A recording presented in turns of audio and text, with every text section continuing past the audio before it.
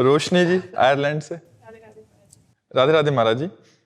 महाराज जी, मेरा प्रश्न है कि भगवान को प्रसन्न कैसे करें ताकि वो हमारी मनोकामना पूरी करें। आपने बताया था कि तप करना चाहिए, तो कैसे तप किया जाए, कोई व्रत किया जाए कि हमारा मनोकामना पूरी। पहली बात तो एकादशी व्रत शुरू करो।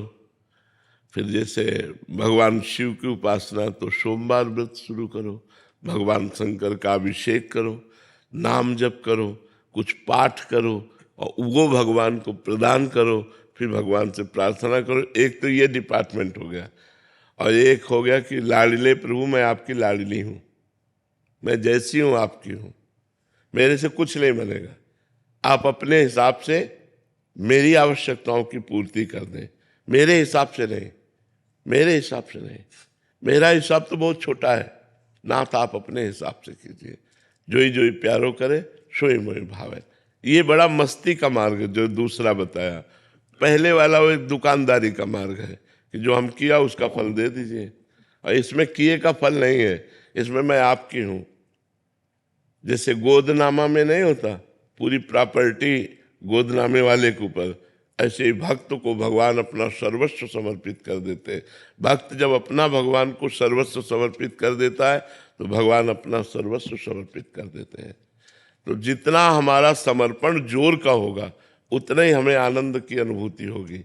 एक ये मार्ग है और एक ये मार्ग है कि जितनी जोर का हम तप करेंगे, व्रत करेंगे, उसका वैसे ही फल हमको प्राप्त होगा। ये कमजोर मार्ग है, इसमें हम कितना करेंगे। और ये मार्ग है कि सीधे भगवान अपना ऐश्वर्य, ज्ञान, वैराग, भक्ति, प्रेम जो चाहिए उसका खजाना खोल देते हैं और भक्त निहाल हो जाता है। तो भगवान का बनने में ज्यादा लाभ है। भगवान के लिए साधना करना, भगवान के बन के, ये और उत्तम बात है। अपने लिए साधना करना ये छोटी बात है। भगवान के होना ये बड़ी बात है। और भगवान के बन के भगवान के लिए साधना करना ये बहुत बड़ी बात है। इसी से भगवत प्रेम प्राप्त होता है, इसी से मोक्ष प्राप्त होता है।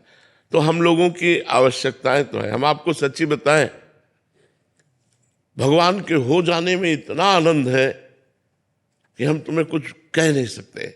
आप कह सकती होगी कि आपने तपस्या किया, अब तो क्या मेरे जीवन की तपस्या का फल ये संसार की झूठी माया है जो मरने के बाद साथ नहीं जाती है?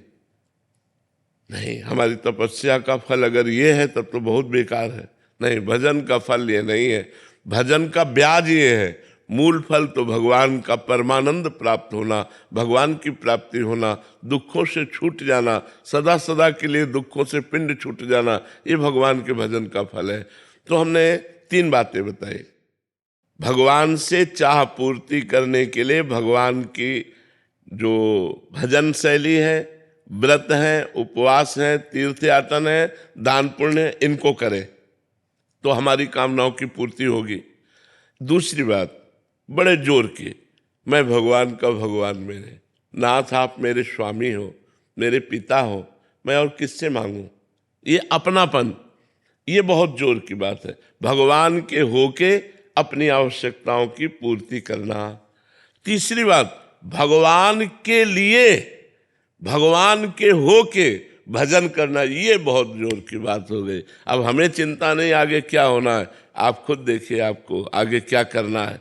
वो बड़ी मस्ती की बात होती, बड़ी मस्ती की बात हो।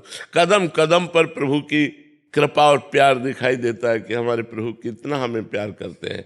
ये तब दिखाई देता है जब भगवान के होके और भगवान के लिए भजन किया जाता है, तब ये जोर की बात आती है। महाराज जी, अधिकतर तो ऐसा ही है कि मतलब कामना की पूर्ति हो जाए इसलिए भगवान। हाँ, प्राय ऐसा। लेकिन हमारी कामनाओं की कभी पूर्ति हो नहीं सकती। एक कामना पूरी होती है तो 2 कामनाएं खड़ी हो जाती हैं, 2 पूरी होती है तो 4 खड़ी हो जाती हैं। कामना ही पूरी शांत हो जाए वो भजन का फल होगा कि अब कोई कामना नहीं। जाहि न चाही कबहु कछु, तुम सन सहज स्नेह, बसहु निरंतर तासुर सो राउर निज के। जिसे कभी कुछ नहीं चाहिए, सब कुछ व्यवस्था भगवान अपने आप करते हैं।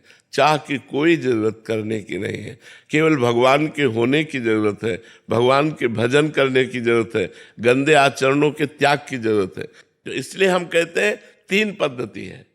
एक तो है करके भगवान से लेना, एक है हो के भगवान से लेना, और एक है लेने की इच्छा ही ना रखना, केवल भगवान के हो जाना, तो सब अपने आप हो जाता, सब अपने आप व्यवस्था हो जाती है।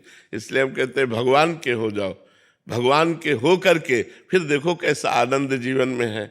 कुछ नहीं करना, जैसे हो वैसे ही रहो, नाम जप करो राधा राधा, बस मांस मत खाओ, शराब मत पियो, पराई बहनों बेटियों की तरफ गंदी दृष्टि मत रखो, जो पापाचरण है वो पापाचरण मत करो, फिर देख लो आपका जीवन कितना आनंदमय होता है।